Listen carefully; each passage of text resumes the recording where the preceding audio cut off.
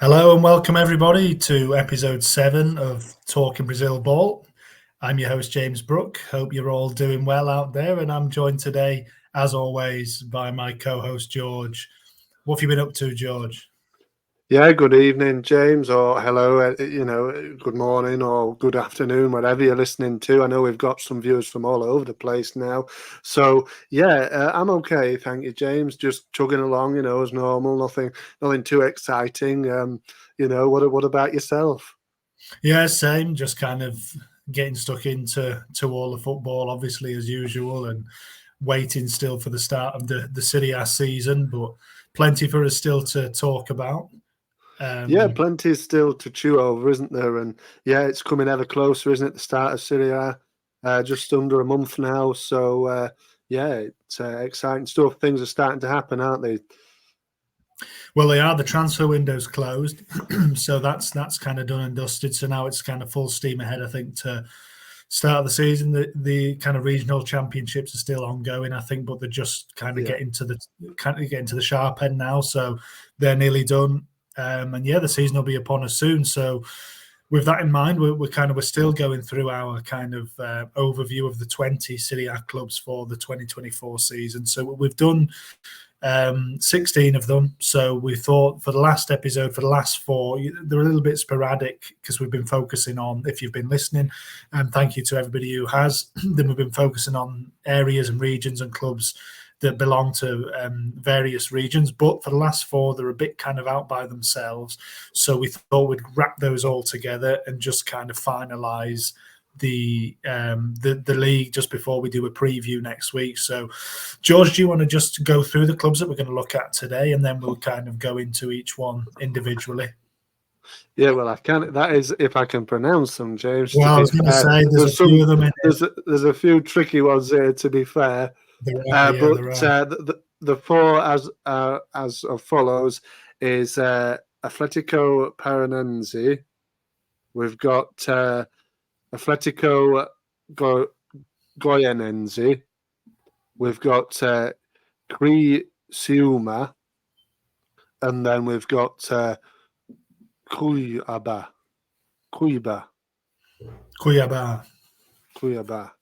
So Fantastic. yeah, they're the 4. So yeah, it didn't took me a little while, but it didn't go too badly. No, I'd say it went very well indeed, actually. So perhaps the Portuguese is getting a bit better. Yeah, perhaps it's sinking in finally. Yeah. Maybe. Let's crack on then. So yeah, like you say, we're going to cover those 4 teams. The first one we thought we'd do is probably the biggest of the bunch that we haven't yet covered, and that's Atletico Paranense.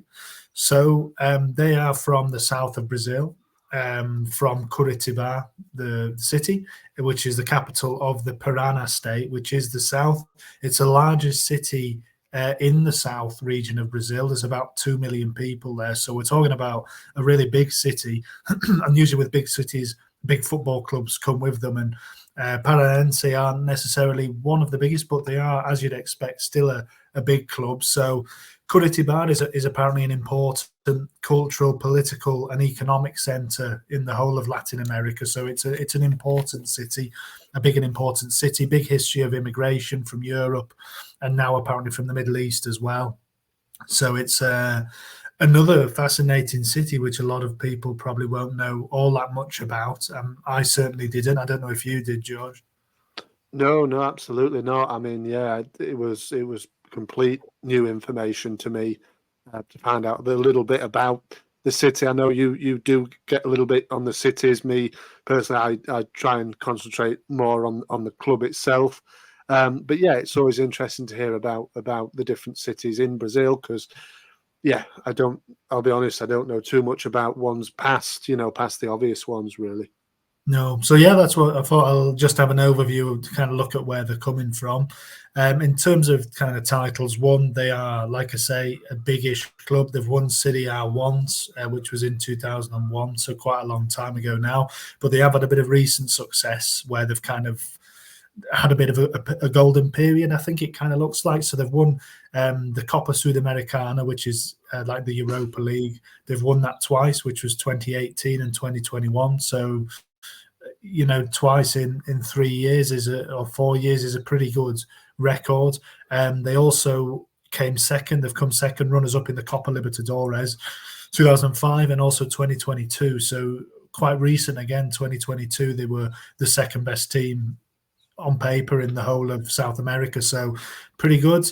They were 8th last year. They've won the Campeonato Paranense, which is the regional championship, 27 times. They are the holders of that. So they tend to go up against the local rivals, Goiás. Sorry, what am I talking about? Not Goiás, Coritiba, who were relegated last year. So we would have been talking about them. They're a really big club from the city as well. But now that they're down, Paranense are kind of the kings of Parana. So yeah, they are a big club doing well at the moment. So what can you tell us, George, aside from that overview? What have you kind of dug into about Atletico Paranense? So yeah, I've just got little bits and pieces to add, as I like to do, James. Look at the stadium, look at the manager, the president, this sort of thing. And I'd said I would have a look at Instagram followers. To be fair, I haven't for the other three. But to put it into, I think it is the biggest of the 4 clubs we're looking at in this episode. But it's 845,000 followers on Instagram, so it's relatively large, really. But in fact, James, I don't know if you got this, but it is obviously they celebrating their 100th year this year. In fact, it's their birthday next week. The 26th of March, 1924, it was founded. Obviously, what we're now on, it's next week, isn't it? So I think that's next Tuesday, actually. So, 100 years, they're celebrating. And something for you, or maybe not something for you, James, I did see on their Instagram account that you can vote for the snack in the stadium. They're giving the supporters the chance to vote for the snack. Wow. As part of 100 years, the supporters can vote for which snack they want to have in the stadiums. I think it's a couple of meat burgers, so probably not your cup of tea, really. But no veggie option.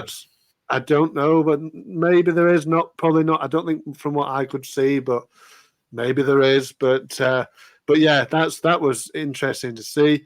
The stadium itself, the Estadio Mario Celso Petraglia, is the capacity 42,372. The stadium was the first in Brazil to sell its naming rights. So it was known as the Caio Serra Arena between 2005 and 2008. So obviously, it was probably for sponsorship reasons. And it was the first retractable roof. It was the first stadium to have a retractable roof as well in Brazil. So that's an interesting little fact. Also, hosted 4 games in the World Cup. A lot of these stadiums obviously hosted some games in the World Cup. I think all of these games were in the group stage. So, yeah. Current president, I couldn't really find much out about this fella. Mario Celso Patrigali is the same name. So it's obviously the stadium's named after the president by the sound of it. So I don't know much about him. Couldn't find much information about him. Current manager is Alexi Sitival, also known as Kuka. And he's just been appointed a couple of weeks ago on the 4th of March this year. So obviously he's been installed for this season. So it'll be interesting to see how he gets on, really. 60-year-old Brazilian man. He's had a long career, to be fair, in management. It's quite vast. I think the number of teams he's managed in Brazil mainly as well. So, that's about it. In December 2018, though, they changed the crest of the badge. I mean, to me, the old badge looked better than the new badge. Really, the new one looks a little bit. I'm not quite sure about it, really, but this was only changed. Yeah. Yeah, I think, you can probably attest more than most as a Leeds fan. after your kind of debacle with the new badge, that new badges Yeah. tend to lose a little bit. I actually think the other way. I actually kind of like the new badge. I Oh, think it really? looks Oh, right. a little bit cleaner. I didn't. The old badge looks a bit messy, which isn't always a bad thing. But I actually kind of preferred the new badge. But they do seem to have messed around with the badge, with the kits. I was reading that they've changed kind of the stripe pattern horizontal. They've had some kind of sash, and they've changed the shorts and the socks colours because they want to distinguish themselves from other clubs of. There's quite a lot of red and black in Brazil, isn't there? Yeah, there Flamengo, is. Yeah. Victoria, I and think they go on. Sorry. well, I was saying I think there's a few, so they just want to make themselves stand out a little bit as something a bit different, and that was behind the badge change as well. I think, wasn't it? I think so. Yeah, I think I read that in particular, Flamengo, they wanted to kind of distance themselves from Flamengo, who are obviously black and red as well. But like you said, there does seem quite a lot of red in particular, and black as well in sort of Brazil, in the colours of Brazil teams. But I think they're trying to sort of make it look like a hurricane. It's called the nicknames are hurricanes, isn't it? So that I think they're trying to make that crest look a bit like a hurricane. But yeah, I don't Have you really got know if it works. have you got the nickname in Portuguese, a hurricane? I haven't got that actually or to hand. No, I'm sure you're going to enlighten me, though, are you? Well, that's a shame, yeah, because I know you like to have a go at the Portuguese, don't you? It's Yeah, I Furaçao. do. For a sow. Oh, right. That's quite an easy one to say, isn't it? For a sow, right. Yeah, Oh, you right. only Okay. like to pick the hard ones, don't you? I think. Well, yeah. I mean, I seem to be butchering every single word that comes out of my mouth if it's Portuguese. But what can you do? That's just one of them things, isn't it? But Just one of them. interesting to see. Well, yeah, interesting how the manager does. But I think he is. I think he was the what because obviously I was doing research on obviously all of them, and I think he was the manager that he's had plenty of clubs, but I can't find him now. But yeah, I think he had plenty of clubs basically, loads like a Yeah. big long career. Well, we'll see if they can better the eighth place. I think it was a bit of a disappointment. I feel like they were. I think they were expecting maybe a bit better. They dropped off a bit. They've lost Vitor Roque, who was the big player for them. Yeah, Only young, obviously 18. Now he's 19, I think. But he was young player, but a big hope for Paranense. And yeah, obviously he's gone to Barca. So we'll see how Kuka can lift them if he can lift them. So we always like to look as well at. The academy and players that have passed through the clubs, or players that we might know, just to kind of to relate to the club a little bit. Did you manage to find anybody, George? I know you like to look at recent players who have maybe come through. I know there is a couple actually, so I don't know if you managed to clock them. yeah. I mean, there's a few in there. One, the obvious one, like I'll say obvious, but obvious to some people, is Bruno Guimaraes, who's at Newcastle, isn't he? Obviously, we know somebody, don't we, who really does enjoy Bruno's performances. A shout to Thomas if he's listening. But yeah, he came through, didn't he, at Paranese? I'm not sure actually. I mean, you might have got a bit more information on Bruno's career, but I didn't actually get when he played for them, or if he went straight to Lyon. Did he go straight to Lyon? He did, yeah, but he was actually Yeah, at another club before Paranense, actually, from a very small team in Sao Paulo. So he was at Paranense for 2017. He joined as a 20-year-old, so he was very young, on 19, and he left. He was there for 3 years. He played for quite a long time, actually. yeah, So he was yeah, a he yeah. was a, he was a formative, actually. Yeah, I thought he came through, but no, he didn't. He actually, Oh, but he was there when he was a very young player. So yeah. All right, and he obviously then Brazilian international now. There's a couple of other ones that I've got, and then there's a really obviously big name that I probably want to end it with. So we've got Neto, the goalkeeper for Bournemouth, currently 34-year-old, started at Paranense. I think he played about 30 or 36 games or so before moving on to Fiorentina. I mean, he's had an incredible career, to be fair. Obviously played for Juve, Barcelona, and Valencia, but only being capped by Brazil. Obviously, they've got fantastic goalkeepers, but he's not. I think he's only got the one cap. One or two, Or yeah. yeah, he hasn't got many, but he's obviously playing in the Premier League now for Bournemouth. He's captain. I think he's captain of Yeah, Bournemouth. I think he is. Yeah, well, he's a veteran player now, isn't he? Really, and he's a good quality of good quality. Look at that CV. Really, it's pretty good. And he played a lot for Barca as well, and Juve as well. He played a decent amount of games, so it wasn't like he was just there as like a second choice and then moved on. So there's also he was never first choice at Barca. No, but he still played. I think he still played a decent amount of games. To be fair, maybe I think maybe Ter Stegen was injured, possibly, but yeah, he was a backup. Yeah, well, yeah. I mean, Ter Stegen is a great goalie, isn't he? There's also another lad who I've got who's playing for Sevilla. Marcos do Nascimento Teixeira, who's a 27-year-old centre back, plays for Sevilla. He came through at Paranense as well. But also the big one, of course, Fernando Luis Rosa, also known, of course, as Fernandinho, who currently still plays. He's come back to his hometown team, Paranense. He's 38 now. Obviously, serial winner. I think he came back in 22. So I think he's played two. I think this is his third season, I think, back with him. So, and he's 38, but he needs no introduction, does he really? Serial winner, Premier League titles. I think he's got 4 Premier Leagues. Obviously I think he won, obviously, FA Cups and League Cups. He's won loads, basically. Obviously played for Donetsk as well. So, back with Paranense, let's see if his influence can get them up the table as well.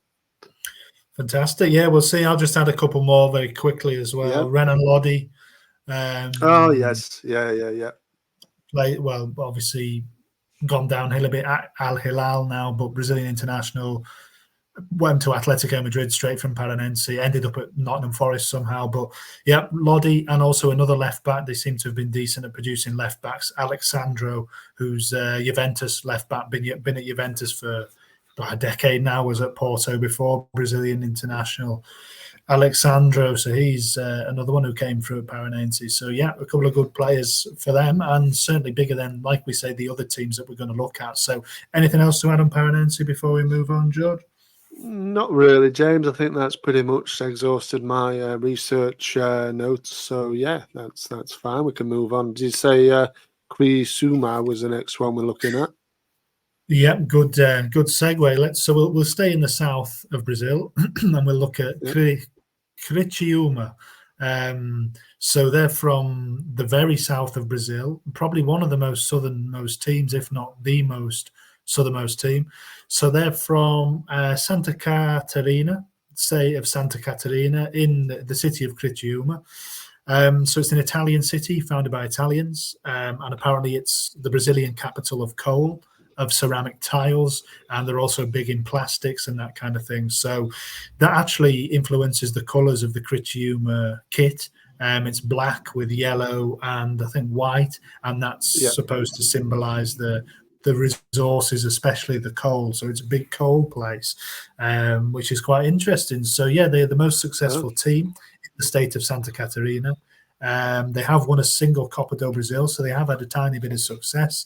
They've won a Serie B, won a Serie C, and they've won the Campeonato Catarinense 11 times. So yeah, a big team from that area, but not a particularly big team by kind of national means at all. What have you managed to learn about Criciúma, George? Obviously, one of the promoted teams from last year. So, is there anything you can tell us about this kind of nice little club? Yeah, so obviously promoted from Serie B last season. So interested to see how they get on. I don't think they've been up from the top of my memory. I can't remember if they've been up many times before. To be honest. They were last in Serie A in 2014. So yeah, 10 years right. since. So it's a long season. Yeah, it's a long, absence. So yeah, big season for them coming up. So they were founded on May the 13th, 1947. So it's a relatively young team compared to the ones we've looked at in previous episodes that have been hundreds of years old. It's quite a relatively recent side. It was founded first as Comerciario Esporte Club, but it folded in 1960s due to financial issues. It was reformed in 1976 by some of the original team, by some of the original squad. And in 1978, the club was renamed. It was renamed as Criciúma Esporte Club. And it's current. You said about the current colours. It also represents their sort of nickname, which is Tiger or Tigre, which is tiger, obviously. So that's that. Not much information, to be honest with you, James, on this one. The stadium, Estadio Heriberto Hulse, is a capacity considerably smaller than Paranense, 19,225.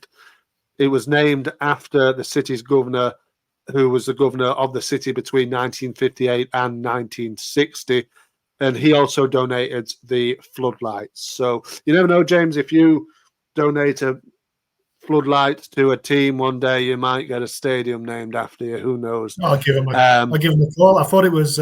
He's not a relation to Rob Hulse, is he? That fella? Yeah. Well, my mind initially when I seen this went to Rob Hulse, who obviously was a great player for my team Leeds at one stage in the Championship.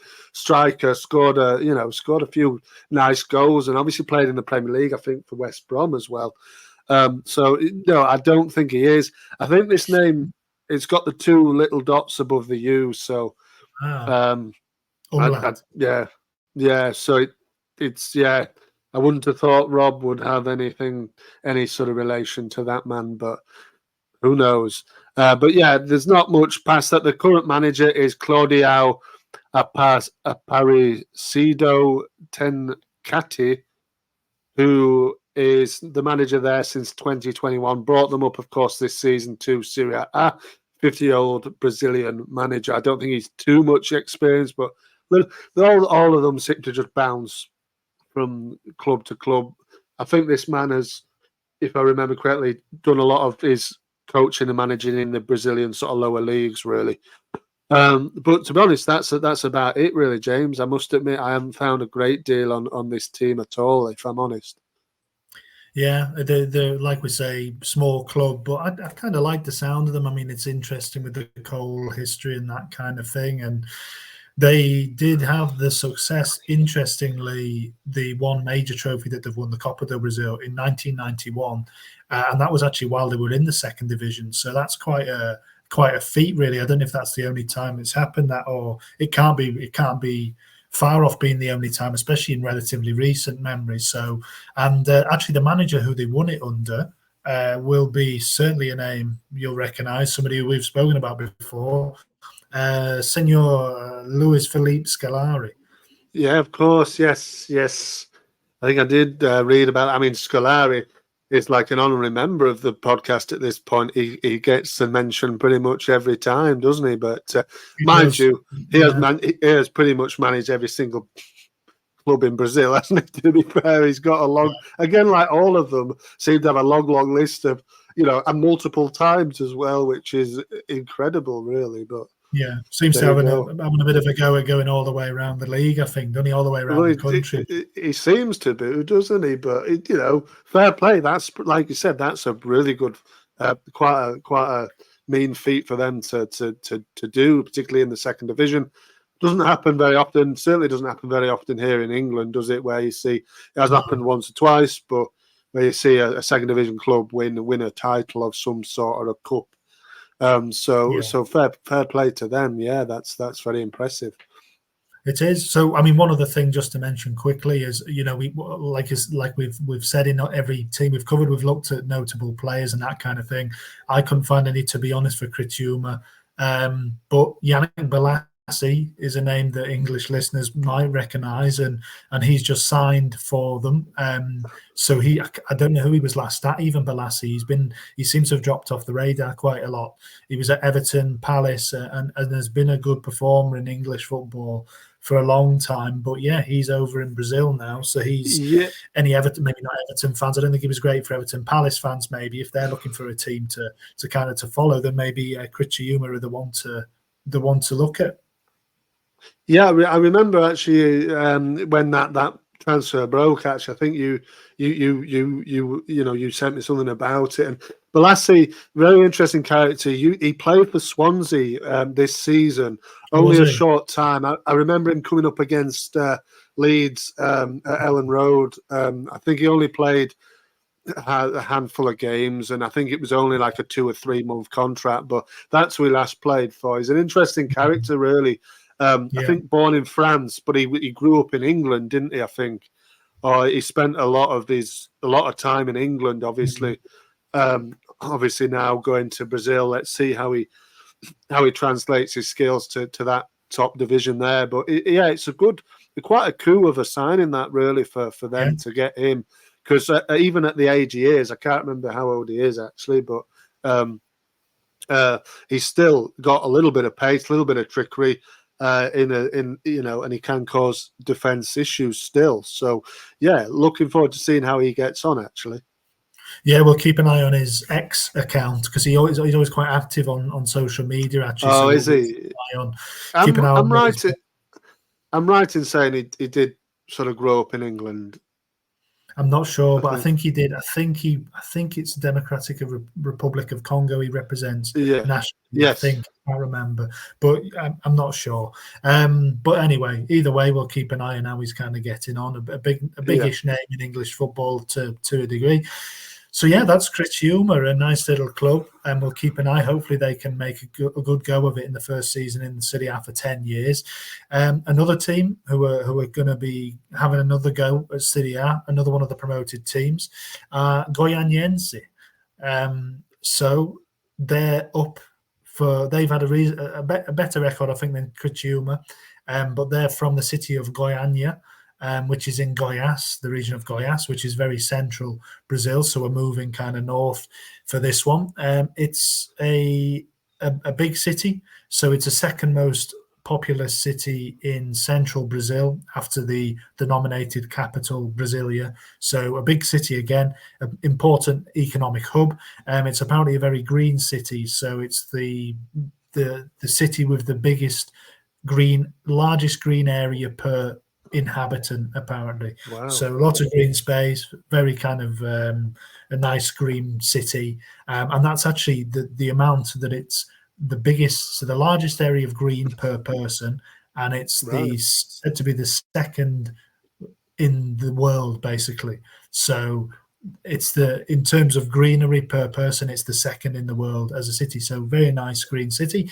But as a club, Goianiense haven't really set the world on fire too much. They've only won one Serie B, one Serie C, never won a national title. They've won the Goiano Campeonato, which is the regional one for Goiás, 17 times, and they are the recent holders of it. The last 2 years they've won it. So yeah, kind of biggish club for the area, but again, not nationally particularly impactful.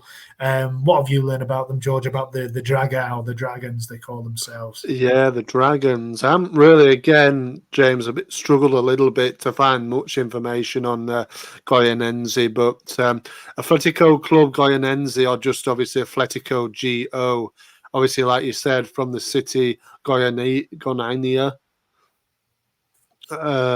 Founded, obviously, they were founded on the 2nd of April 1937, obviously a bit older than the last club we looked at, 86 years old.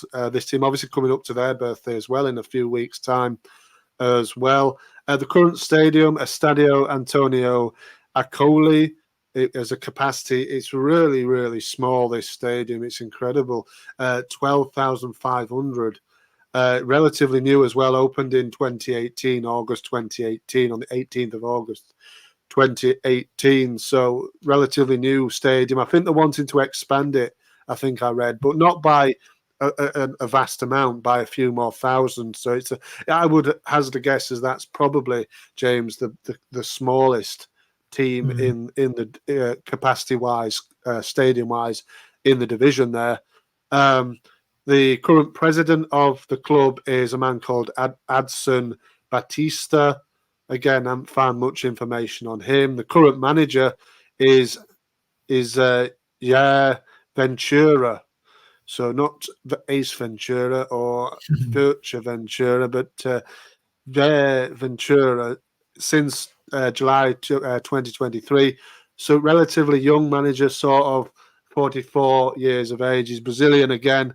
I think, if my memory serves me correctly, I think he got a cap for Brazil in his playing days, but seemed to have a really, really random and strange playing career. Ended up in the French lower leagues at one stage, and then played in Gabon as well. So some very interesting career choices there from him. And if you look at the youth academy graduates, this is quite an interesting one, really, because otherwise I wouldn't have found any players. But Swansea get another mention here, James, because he is a current Swansea City player. The Welsh will be celebrating again. Another mention on the podcast is a man called Ronald Pereira, 22-year-old. He's just signed for Swansea in January. 2 goals already in the Championship. And I must admit, again, I watched him play against my team Leeds a couple of months ago. Must have only been his 3rd or 4th match at the Liberty Stadium a couple of months ago, and he was probably the most dangerous player on the pitch, to be fair. And I did sort of think, what's this lad about? So he's come through at Goyanense, made his way into English football with Welsh club Swansea City. So one to keep an eye on, maybe. But he started pretty well with a couple of goals. Looks dangerous, like I said, I thought he was definitely in an otherwise really poor Swansea side. We beat them 4-0. Then he was definitely the shining light in that team.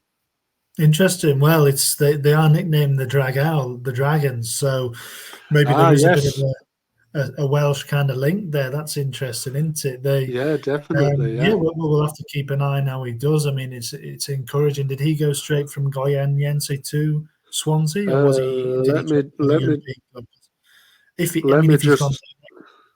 If he's gone direct to Swansea, it's a great piece of scouting from the Swansea team, and just again shows how much more prevalent these kind of teams are becoming, especially to English kind of clubs and English scouts and that kind of thing.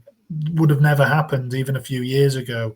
But English clubs are now really tapping into the kind of the Brazilian market, especially, and even clubs we spoke last time, I think, about the chap at Burnley, Vitinho, and I know he'd gone to Bruges in between, but he'd gone to the Championship from Bruges. So there is a kind of a market there for clubs who can look at young players who might be worth a bit more in the meantime.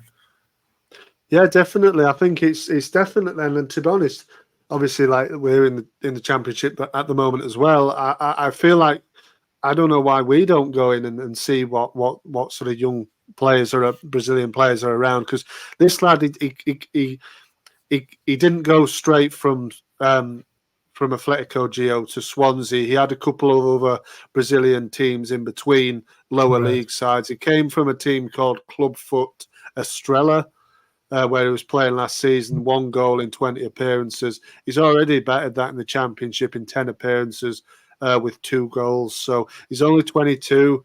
Like I said, when I watched him, I was impressed, really. Looked a tricky player. One of the few that did. Obviously, Swansea. Sorry to any Swansea fans listening, but it's such a poor team, to be fair. But he looked very good.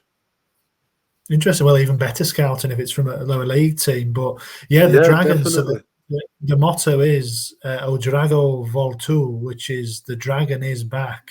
Apparently, that's the That's the Right. motto of Goianiense. So, yeah, maybe the Welsh fans, if they're trying to pick a team like we've been trying to do the whole way through, then maybe that's one there for you. Potentially. So And that also, motto apparently. Go on, go on. Sorry, go on. go No, on. you go. Flipping heck. So I was just going to say about the motto, how it represents the determination to reclaim former glory, but you were going to say something more interesting, I think. So No, I was just going to say about. I remember Wagner Love is there, isn't he? He's signed there this season, so obviously he's an older player. That listeners might and watchers might recognise. Obviously, Brazilian international in his career as well. He's just signed in the summer, so whether he can bang in the goals that can potentially keep them above the relegation places, then we'll have to wait and see. But he's definitely a name that people will recognise, I'm sure. yeah, he is. And if you're talking about the dragon is back, then Wagner Love kind of represents that. He's a kind of the one who's been away for a bit, and he could be one who could lift them. But if you're looking at the kind of the history of Goianiense and where they've been in the recent kind of years, it isn't new territory for them. So Criciúma were a big leap for them after 10 years. Goianiense have been in and around Serie A for a lot of the time. They're very much a yo-yo kind of club. They're in the Norwich and West Brom kind of arena. I had a quick look actually, and in the last 10 years, they've spent 6 in the second division and 4 in the first division. So you can see it, and that's not including this year. So, and if you go back even further, the last 15 years, 8 of those were in the second division and 7 in Serie A. So it's a very even split over going back a long way. So they're a club who are really up and down. Another club who were red and black as well. So yeah, before last year, actually they bounced straight back up. They did go down and came back up. They were 3 years in Serie A before that, so they had a decent kind of footing. Then they went down. Now they're back up. So they're not someone who should be taken too lightly. They know what they're doing in Serie A, but they can't seem to get it just right.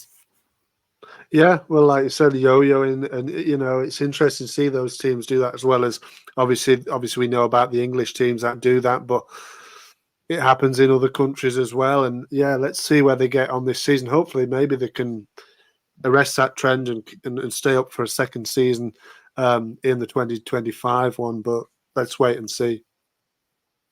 Well, let's wait and see how they get on in the 2024 one first. Well, yeah, but that's exactly right.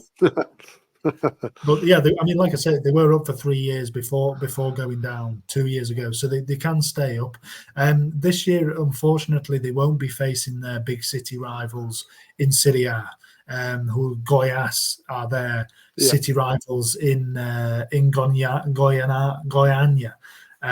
But they went down last year, so a bit like the next club we're going to talk about, they have a big city rival who have gone down. So we're not going to be given the chance to see that derby in action, which is a bit of a shame. But yeah, all the best to Goianiense this season. We'll obviously be keeping across how they do, and hopefully, like you say, George, they can kind of consolidate and do a bit better than they did the last time they were in Serie A. So yeah, moving on quickly, the last club we're going to look at is a club who are a heck of a lot younger than the others that we've mentioned today, but actually are kind of a bit more established by now in Serie A over the last few years. So the last one we're going to look at is Cuiabá. And they're again from central Brazil, so kind of along the same lines as Goianiense. And that is the city of Cuiabá, which is the capital of the Mato Grosso region. So that's apparently an very agricultural region, used for raising cattle and that kind of thing. And it's apparently one of the fastest growing cities in Brazil. So a big city, but not too big, 600,000 people. And as well as the agriculture, it's apparently known for food, dance, music, and kind of crafts. So quite a lot going on there. And yeah, it's their kind of, sorry, I got mixed up with Paranense there, actually. Sorry, they don't have a city rival. That was Curitiba I don't know if we mentioned Coritiba. We can mention them at the end. But yeah, Cuiabá don't have a city rival, just to be clear. So yeah, that's a bit of an overview about where they're from. Have you been able to find anything out, George? Anything interesting about Cuiabá? Not really past the obvious, really. Generally, this blew my mind when I realised how young this team is. I mean, this team is younger than you and I. I could, this club, I couldn't believe.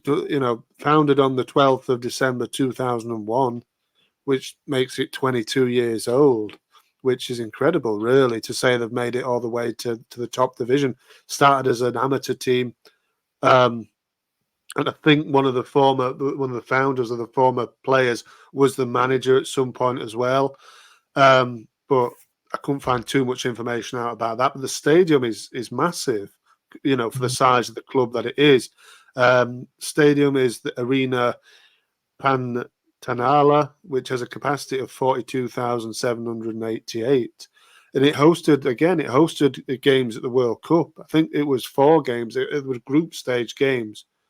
But again, I don't know where Cuiabá would have been in when the 2014 World Cup was going on, but they definitely were in Serie A. So interesting to see.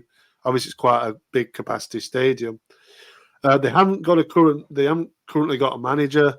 The manager was obviously they're taking a bit of time over appointing a new manager for the season because Antonio Oliveira, the Portuguese manager, he left for Corinthians. He's manager of Corinthians now. He left last month, February, so they still haven't got a new manager in. So they're taking the time over that. Obviously, they liked what he did with the club. They finished 12th last season, which is the highest ever finish. And this is the 4th straight season in the top flight. They finished 15th and 16th in the other 2. Obviously, 12th last season, promoted to the top flight in 2020. So, yeah, incredible, really. Incredible that to say how young they are. They've got all the way to the top flight and it's the 4th season in there. So, obviously, a decent side. Yeah, I mean, it's even more than they're only founded 22 years ago, 23 years ago, 22, I guess. But they actually apparently closed the the football side of the club in 2006. So they weren't doing well, a few years after the foundation, and they closed it. They said that's it. We're not playing anymore, basically. And then 3 years later, they started up again. So 2009, and they seem to have, got something right. And then ever since kind of 2013, and then with the new stadium, and ever since then, they seem to have really been on a bit of an upward curve, and it's been kind of one long success story for them. And like I say, they went up. Was it 2020 or 2021? And it was the first team. It was 2020, and it was the first team from Mato Grosso, from the region, in Serie A since 1986. So 34, 35 years. So it's obviously not a big footballing area. Sound like they're into the farming more, that kind of thing. Yeah, seems like it that way. Maybe wow, they do well, fair enough. You know what I mean? That's it. A bit of farming, a bit of football. Why not?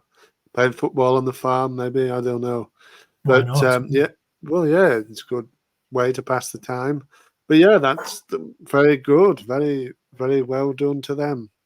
Yeah, get a few pigs involved on the team, that kind of thing. That'd be decent. Why not? Better than some of those Leeds teams you've watched, I think, haven't they? Get a few pigs, a few chickens in. Yeah, definitely. Yeah, give us those. Give us those sort of players on our team, other than some of the rubbish I've had to put up with on my team over the years. Definitely. Yeah, if anybody's got the farmyard 11, they can pop it in the comments. That'd be good. Yeah, absolutely. Yeah, that'd be great, wouldn't it? Yeah. Cow in goal or whatever. Yeah. Who did you say? The cow in the goal. Eddie Cow. Eddie Cow could be the manager, couldn't he? Well, yeah, yes, I suppose you're right. Yes, absolutely. That's a good one. That's a good one. Yeah. So anyway, that's kind of Cuiabá. I don't know if you've got anything else to mention on Cuiabá. They're not a red and black team, thankfully, not a red team. They play in kind of a green and yellow kind of hue, so it kind of matches the badge a little bit, which is kind of nice. I know they've got a key player. Davison is one to watch. He's been doing well for them the last couple of years. Used to be at Palmeiras and Gremio, I think maybe. Quite a veteran, but a decent player. Anything else to add just before we kind of move on? No, not from me actually, James. No, I think that's pretty much. Yeah, I didn't get much information. Obviously, still a young teams, young clubs, so yeah, not much information there. But interesting to see again how they get on. Yeah, it looks like they're going from strength to strength, every single season. It does, and with that big stadium, they've got kind of scope to grow a bit. And I did read that the Yeah, average attendances are kind of getting bigger all the time, and the club seems to right. be Yeah, growing. So let's see if they manage to give it another go. If they stay for a fifth season in kind of the top division, then you kind of call them a fourth season. You'd kind of call them an established side almost. So yeah, one to keep an eye on there. So yeah, that actually concludes our roundup, our overview of the 20 teams of Serie A in 2024. So we've looked at all of them now. And George, I know we kind of swapped and changed a bit throughout our look at the 20 clubs about which one we'd like to kind of select as our favourite team. Have you come to a kind of a final decision on that front? yeah. I think I'm going with Atletico Mineiro as my team. Mm. Gallo. I think Gallo. that's the one I'm gonna. That's the one I'm gonna stick with. I think for the time bit for the season. Yeah, that's what I'm gonna go with. And you, what have you decided? And you've swapped and changed a bit, James, over the course of this period. So, what are you gonna settle on? That's right. I have. Yeah, I've kind of been undecided, but I think I've decided Corinthians are going to be my Right. team to go with. So I like the ethos of the club, and I like Socrates. I read a lot about Socrates, and he's a guy who kind of I think epitomizes the club, and I like that. So Corinthians are my guys. Nice. Yeah. Fair enough. That's yeah. Let's wait and see how they get on. Then that's a good one. Yeah, we'll see. Um, so yeah, we've concluded the overview now. So as we kind of move forward, hopefully everybody listening will know a little bit more about all the clubs. If you want to go back and listen and get more familiar, because it was a little while ago now we started, and the season's pretty close now. So Yep. next week we'll probably do a little bit of a kind of a preview of Serie A and kind of just before it starts. But before we get into that, there is some international fixtures coming up over the next few days or the next week actually. So Brazil or Dorival Jr., the manager, has named his first ever Brazil squad. Quite an interesting one. Quite a few names in there that are earning the first call up and that kind of thing.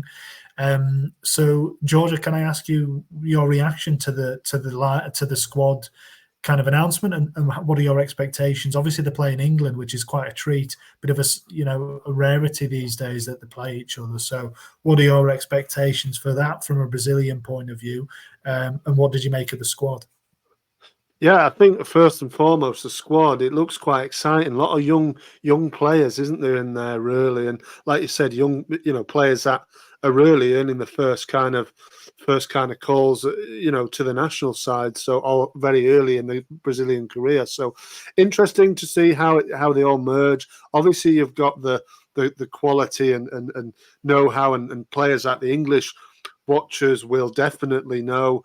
The likes of Paqueta, Bruno Guimaraes, Douglas Luiz, obviously Rafinha, Richarlison, players like that all about, but to mix in the players that some people might not know about, players that are currently playing in Brazil or have just left Brazil, very interesting to see a mix, and I'm very excited to see actually how they get on against England. I think they're going to wipe the floor with England, to be fair, Oh, but we're going fun. to wait and see. Well, that's a bold. I mean, that's a very bold statement because I mean, England are, by contrast, I know there's a couple of new call ups, but generally, I mean, England are a very settled team, and this Brazil team definitely isn't. 11. So there's a 26-man squad. 11 of those are uncapped. So there's 11 players out of 26 have never played for Brazil before. including all three keepers. You've got Lucas Beraldo, who's at PSG, who will probably go on to be a regular for Brazil. João Gomes from Wolves, who has been doing well. Pablo Maia from Sao Paulo is another one earning his first call-up. And a couple more. And then even beyond that, six more players have played 3 caps or less for Brazil. So out of the 26 men, only 11 players. Sorry, my maths is all wrong. 9 players. Only 9 players have played more than 3 times for Brazil. That's incredible. And yeah, to be fair, I don't know whether I think I overestimated it really. That from what I'd seen, there was some, obviously they've got the seasoned players in there, but obviously he's gone very bold and gone with sort of U4 players that haven't been capped a lot for the country. So yeah, interesting to see how they go. Obviously, like you said, the England game is interesting to us as well. Obviously playing at Wembley, so interesting to see how they get on. But we've not played, England have not played Brazil for a good few years now. November 2017 was the last time the two sides met. I think it was at Wembley. It was at Wembley. It was a 0-0 draw. I mean, some of the names in this England team are quite unbelievable, to be fair. But as well as the Brazil side, is quite established names, to be fair. So to see completely different on Saturday evening will be quite interesting. I'm excited to watch them play, to be honest. Was that the game that Solanke got a cap? Solanke, he was on the bench. He didn't come on, but he was on the bench. He was on the bench, yeah. I mean, I'll run through the team if you like. Well, let's go Brazil team because we're looking at Brazil, so let's look at the Brazilian team because it was a long time ago. It was a while ago. I mean, your man Becker, Alisson Becker, was in goal. The man who should not be named is in the defence, Dani Alves. Marquinhos, Miranda, and Marcelo made up the defence. Casemiro, Paulinho, Renato Augusto was the sort of midfield with Phil Coutinho, Gabriel Jesus, and Neymar. So that was the Brazilian 11 on the bench. Cassiao, Edison, Alexandro, Danilo, Jemerson, Thiago Silva, Fernandinho, Diego Souza, Douglas Costa, Gulaino, Willian, Roberto Firmino, and Tayson. So it's completely different, obviously, from what's that? I think 7 years ago, is it? Yeah, more or less, yeah. Yeah, about that, 6.5, 7 years ago. So yeah, I mean, I think England have actually got a decent kind of record over the last few against Brazil. So yeah, I mean, it'd be interesting to see how it all plays out on Saturday. Obviously, a friendly, is what it is, isn't it? Yeah, it could be anything really. I mean, completely new Brazil squad, completely new Brazil manager without some big names, a lot of big names really, or regular starters. So we'll kind of see. But I was going to ask you if there's any particular player that you're looking forward to seeing for Brazil. They've got the new kit out as well. That's just been kind of put out, and it's quite interesting kit actually with the kind of the design, green design.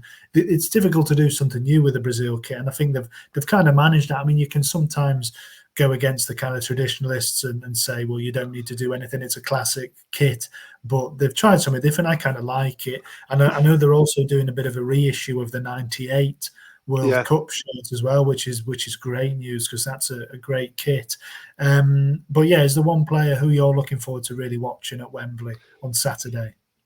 Yeah, well, there is. I mean, just a word on the kit. I kind of like it, like you said, with the pattern. They've gone with like a pattern, haven't they, and embroidered into it, which is very interesting. Obviously, the traditional blue, like dark blue, as an away kit as well. So yeah, I don't know which one they'll be wearing on Saturday, but I imagine obviously it'll probably be the yellow one, won't it? But it might be the blue actually, just because I think as a TV it might clash a bit yellow and the white. So with the white. Oh yeah, you're right. Maybe obviously, I think England will be wearing the new one as well. Will I think so? Probably, yeah. Yeah, I mean, interesting to see. But I think I'm going to go with Savio's in the squad, isn't he? Yeah. So yeah, I'm going to go with him. I was going to go with Lucas Bernardo. You mentioned him earlier on, but I think just for purely like attack wise, you always go for the attack minded players, don't you? Really, it's see how they get on. Can they create anything? Can they score any goals? This guy's been on fire. Like we've covered him in recent, previous episodes for Genoa this season. Obviously, on his way to Man City in the summer. With that in mind as well. Yeah, interested to see how he gets on. He'd be my pick. Although there are, a few of them as well. Obviously, I love to see Rafa play as well. But like I said, we all know about these kind of players. It's the young guys that I'm looking at and excited to see how they perform. Really. Yeah, I think Savio is one of those who'd be getting his first cap, like you say, at Girona this year, and moving on to City most likely. So he's definitely one. I don't know whether he'll start. It's a bit kind of, you'd imagine it'd be probably the more established Richarlison, probably Rafinha, Vinicius Junior still in the squad, isn't he? So, and I Yeah, think yeah. Rodrigo as well. Rodrigo's, yeah, he is. Yeah, so They've still got players there who you'd expect would start ahead, but maybe he'll come off the bench and we'll see. I've, like I say, looking at the forward players are always the ones who catch your eye, and I've picked out Wenderson Galeno from Porto, who's been having yes, a good season in Portugal. Yeah, 13 goals, 9 assists this season. So he's got the winner in the first leg of the Champions League against Arsenal a couple of weeks back. Really good goal, that one. So he's waited his chance. Really, he's 26 now, so he's been around for a fair while. I'm not sure where he came through at Galeno. He was from Trindade, so a much smaller right. team in Goiás actually. So yeah, he's been at Porto for a few years, waited his chance, and now he's really hit form. So got the call up. I know he's got Portuguese nationality as well, so he can citizenship, so he could play for Portugal. So I don't know whether they've kind of tried to nip in there before Portugal get their hands on him, but he'll be my pick. I think he's looks like he's going to make something happen whenever he gets on the ball. So we'll see how he gets on as well. Yeah, again, like I said, interesting to see the how these guys get on. First cap, obviously deserves it, playing well, Champions League as well, scoring goals and making the headlines. Obviously, there's Hendrick as well in there, he's played a couple of games, hasn't he, so far? I think for Brazil, hasn't he? So a couple of caps. Yeah, too. So he's obviously still extremely young as well. So again, great to see them play. I know, like you said, he's in Porto, but it's great to see some players who are playing in Brazil get a chance, really, because often you just see the big name players that have made moves into Europe. That's what makes up the Brazilian national team. But nowadays, bit more youth players, bit more players coming in from Brazil, which is really good to see. Well, I think that's kind of a symptom of the manager as well, because I know that, there's Andre Trindade still in there as well, amazingly still at Fluminense, but the manager before Dorival Jr. was Diniz, obviously, and he was managing Fluminense at the same time. So Dorival Jr. was at Sao Paulo last year, won the Copa do Brasil. So he's obviously everybody knows the names across Europe, but he's in there in Brazil, been managing there, so obviously he has a good read on the players, knows who's been performing well in the league, and a lot of these players will get their moves to Europe as well at some stage. Yeah. Pablo Maia's only 22, Lucas Beraldo's only 20, and he's obviously gone already. So it is good to see, and it shows again the strength of the league, and hopefully they can put up a good showing against England and show that the talent is there, and that's why we're covering it. Really, that's why we're interested, and it's going to make for an exciting league. So it's a good curtain raiser almost for the league season. And obviously they play Spain on Tuesday as well. So a good test for Brazil. They don't have usually the best record against European sides, especially in the knockout tournaments. So a good test for them, a good test for the new manager, and obviously from our point of view, a good test for England as well. Yeah, definitely. Yeah, it'd be a great test for both countries, and we'll wait to see how it goes. And just quickly before we have to wrap it up because we're nearly at the time. Um, in the squad, I think for the first time is a player from a club that we've been speaking about in this episode. The goalkeeper Bento Yeah. Krepski from Atletico Paranense. He's been called up to the national side. Probably won't obviously play. But there are a couple of injuries, aren't there, to Allison and Edison? So we'll wait to see who gets the nod. Yeah, he could well In that play. I sense. think he's 24. I think so. He could be the battle for 24, number yeah. three. Battle for the number 3 position, that really, and maybe in the future. But like you say, George, we are getting up to time, so Yep. we'll wrap it up there. Thank you, everybody, for listening again. And next time we're going to hopefully do a bit of a preview for Serie A. So thank you, everybody, for listening, and see you next time. Yeah, great episode, James. Hopefully everybody's caught up and have some good knowledge on the team so far going into the season. But yeah, we'll see you next time. And what do we say, James, at the end of it? Adios. Adios. See you next time.